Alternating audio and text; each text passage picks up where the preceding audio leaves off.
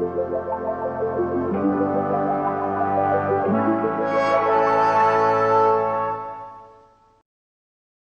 episode of Analog Resurgence brought to you by Skillshare. The first 1,000 people to use the link in the description or the code Analog Resurgence will get a 1-month free trial of Skillshare. The 90s are over. And so too is the time when film dominated the world of photography. But let us not forget what that decade gave us, the Tamagotchi. The one and only from Bandai, each sold separately. The 1990s also gave us a lot of film cameras, and they're fantastic. One of these guys is a pro photographer, one's a dentist. With the autofocus Canon Eos, it's tough to tell them apart. Canon Eos. Experience the Eos system. With the ease of Eos and the expertise of Eos, now you don't have to be a pro to shoot like one. Autofocus Canon Eos, so advanced it's easy to shoot like a pro. By the way, Doc, could you look at this tooth? There's people out there selling their souls for cameras like the Pentax K1000 and the Canon AE1. Solid cameras, don't get me wrong, but of course we all know that these cameras are getting pretty old and old things are lame. Listen, I love Happy Days and Barney Miller as much as the next guy who was born in 1994. And maybe a little more so on that one. But you know what's more over than the 90s? The 80s and the 70s? But that's when a lot of these popular film cameras were made. I get it though, we all love a classic looking metal-bodied SLR that's turning heads and feels so good to carry around on an overpriced camera strap that you got from somebody on Etsy. But I present for your consideration the significantly less classic looking 1990s SLR. These things are fantastic, loaded up with functions that most of you will never even touch. So let's take a closer look at some of these 90s chunky SLRs. These are some Canon EOS cameras from the 1990s. Oh, why do you have so many, Noah? I don't know. Why don't you have this many? Stop asking so many questions. Sometimes these things just happen. Also, all this time I've thought it was Canon EOS and not Canon EOS, so chalk it up to the list of things that I've mispronounced over the years. Rolly Miulu anti-halitation backing for Rania. With a design that's pretty reminiscent of digital SLRs, you might even be forgiven for thinking in passing that this is just a digital camera. But they are indeed cameras from that last decade where film was really truly on top. We've got the basic models, ones like the Rebel 2000. It doesn't necessarily have a ton going on for it, but at the same time it has more going for it than most of these older cameras. The dial will allow for full auto exposure, aperture priority, shutter priority, portrait, close-up and sports modes, full manual exposure. Lots of SLRs from the 70s and the 80s don't have this variety of features, and they can be so nice to have on a film camera. The EOS 55, a definite step up from the amateur, just consumer entry-level models, shares all the features of the 2000 and more. Control for the autofocus, controls on the door, a heavier build quality, even that little panoramic mask that some cameras have, which is always a little ridiculous. We see these different features across most SLRs from that era. The Elan, the Elan 2, the Elan 7, the 620, and my current favorite for shooting, this Canon EOS A2. These plastic body film cameras might lack that classic cool aesthetic of metal body SLRs from the previous decades, but the controls and features on them should not be overlooked. Auto exposure and manual exposure, all these cameras detect the film ISO based on the canister's DX code when you load it. Also the simple loading that you're familiar with from point and shoot cameras as well. You can also dial in a different ISO, which is perfect if you're shooting bulk loaded film in non-DX coded canisters. These cameras go all the way down to ISO 6, which is great for all you low ISO and technical film enthusiasts out there. This A2, for example, has a bunch of custom features to select from, including the ability to have the camera rewind the film but leave the leader sticking out. Perfect for if you develop at home and don't want to rip open the canister in the dark. Do you love double exposures? Because how about triple and quadruple exposures? Because most of these cameras have a built-in function to allow you to do multiple exposures on one frame. Something that isn't always so easy to do with these older cameras. There are tricks to do it, of course, but nothing like having a built-in feature to do it. We've got super fast shutter speeds of 1/8,000th of a second, and we've got high-speed shooting modes. Some of these more basic models would just do high speeds of 1.5 exposures per second, but higher-end ones like this A2 are capable of doing 3 or even 5 exposures per second. Shoot an entire roll of film so fast it'll make your head spin and your wallet hurt. And some of these cameras from the late 80s and 90s used lens mounts that continued far into the 2000s, which means that there is a variety of slightly older as well as some newer glass that can be mounted onto these camera bodies. These EOS cameras all take Canon EF lenses, which have been around for a long time now and you can easily track down lenses for. Sure, the newest EFS and EFM lenses aren't going to work, but there's still a ton of lenses out there that will. Honestly, one of the things that keeps the camera body bodies themselves pretty cheap is that EF lenses and modern lenses that work with these bodies are still pretty expensive. But you are a little more likely to maybe just have an old digital camera sitting around from the past decade in a closet somewhere that has a lens on it that you might be able to mount onto these film bodies. This also means autofocus on all these cameras, and after using a manual focus camera for so long and so often, it's easy to forget that autofocus is so nice to have. You can of course adapt vintage lenses onto these bodies with the appropriate lens mount adapters. For example, this is an EF mount to M42 screw mount adapter. This removes the auto aperture and autofocus controls, but it allows you to use pretty much whatever you want on these bodies. Alternatively, track down a Contax AX, a camera from 1996 that contained a moving film plane so that non-autofocus lenses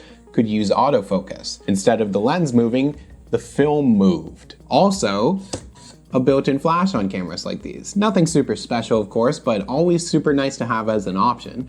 Cameras like these are really like a marriage between SLRs and point-and-shoot cameras. Yeah, they're chunky, but that's part of the charm. And when I picked up this A2, it also had the vertical grip on it, so it just feels so professional. It's way more than I would ever need, but I can just carry it around and people think it's a digital camera and they just leave me alone. There's reasons to buy one of these, and there's reasons to buy one of these. But if you're saying to me, Noah, these classic SLRs, they just look so much better than these later ones. Well, to that I say, it just doesn't matter. It just doesn't matter. It just doesn't matter. It just doesn't matter. I tell you, it just doesn't matter. There is some trade-off here. Certain older cameras were built so well and rely so little on electronics, or sometimes just no electronics at all. A well-maintained mechanical camera from decades ago is going to survive a very, very long time. But many of these cameras haven't been properly maintained or serviced ever, which means that it can be easier to find a functioning camera from the 90s than to find a sleek-looking one from the decades prior. On the other hand, cameras from this era rely heavily on plastic components and internal electronics, so if something big breaks or fails, then the camera is probably at the end of its life. Some of these cameras take CR2 or CR123A batteries, which are easy enough to find still, and there's a lot of point-and-shoot cameras that take them. But some of these SLRs take two CR5 batteries, which are annoying, and they are still around. They just might be a bit trickier to walk into a drugstore and find. Pros and cons all around, but I think the big variety of options on these 90s cameras are very much worth thinking about. I mean, the A2 even has an external battery pack accessory which allows you to run the camera using D-cell batteries which you mount on your belt. So you tell me which is better, this metal, sleek-looking SLR for nerds, or these chunky 90s plastic cameras which are like the jocks of the film world.